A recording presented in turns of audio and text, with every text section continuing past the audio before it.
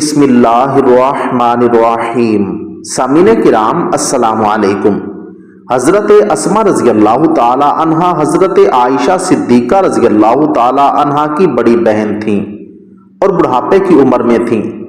ان کے بیٹے عبداللہ بن زبیر رضی اللہ تعالیٰ عنہ مکے میں رہتے تھے۔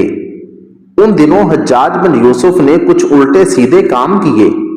حضرت عبداللہ بن زبیر نے اس کے خلاف اپنا ارادہ ظاہر کر دیا۔ جب حجاج بن یوسف کو پتہ چلا تو ایک بڑا لشکر لے کر مکہ مکرمہ آیا اور اس نے ان کے گھر کا محاصرہ کر لیا۔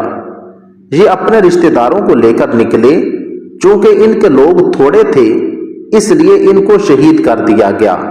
یہ اپنے گھر کے قریب تھے۔ جب انہوں نے دیکھا کہ دشمن غالب آ رہا ہے تو یہ لوٹ کر اپنے گھر آ گئے۔ وہ اپنی والدہ کے پاس آئے اور کہنے لگے، اے میری ماں، میں ابھی کچھ دیر کے بعد شہید کر دیا جاؤں گا، مگر آپ جانتی ہیں کہ میں نے یہ کام دنیا کی خاطر نہیں کیا بلکہ اعلاء کلمات اللہ کے لیے کیا ہے۔ اب آپ بتائیں کہ آپ کا کیا مشورہ ہے؟ دیکھیے کہ اتنے فرما بردار بیٹے ہوتے تھے کہ ایسے وقت میں بھی ماں سے مشورہ لیا کرتے تھے۔ چنانچہ جب انہوں نے ماں سے مشورہ لیا تو حضرت اسما رضی اللہ تعالی عنہا نے فرمایا، بیٹا اب دو صورتیں ہیں، یا تو یہ کہ تم حق پر ہو اور یا پھر تم ناحق پر ہو۔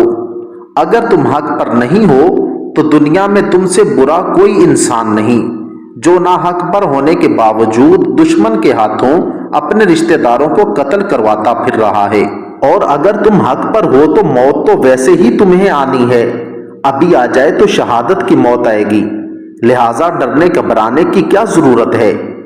یہ ماں کی نصیحت بری بات سن کر مسکرائے اور فرمانے لگے، اماں ارادہ تو میرا بھی یہی تھا کہ میں باہر نکل کر مقابلہ کروں اور شہید ہو جاؤں، مگر میں نے سوچا کہ میں آپ سے دعائیں لے لوں۔ اس وقت وہ لیٹی ہوئی تھیں، یہ سن کر وہ اٹھ بیٹھی اور بیٹے کے ماتھے پر بوسہ دیا اور اپنے بیٹے کو اللہ کے سپرد کرتے ہوئے عجیب و غریب دعائیں دینے لگیں۔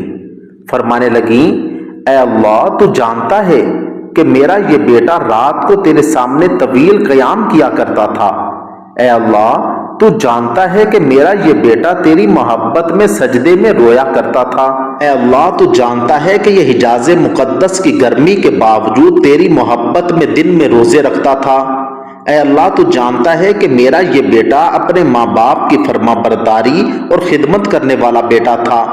اے اللہ میں نے اپنے بیٹے کو تیرے سپرد کیا، تو مجھے اس پر صبر اور شکر دونوں کا اجر عطا فرما۔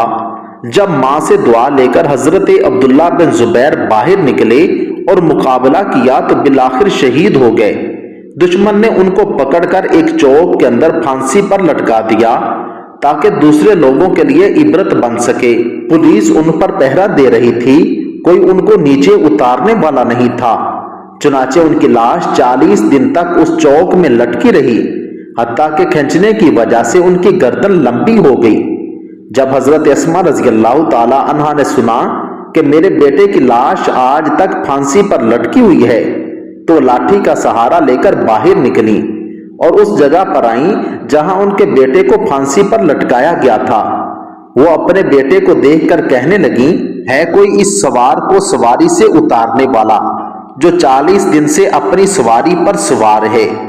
ان کی بات سن کر لوگوں کی آنکھوں میں آنسو آ گئے۔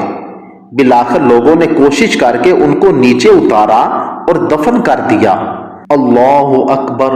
اتنی جرت والی مائیں ہوتی تھیں کہ اپنے بیٹوں کی قربانی دیکھ کر بھی ایسی ہمت والی باتیں کیا کرتی تھیں۔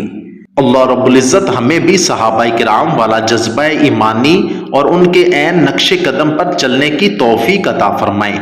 آمین ثم آمین۔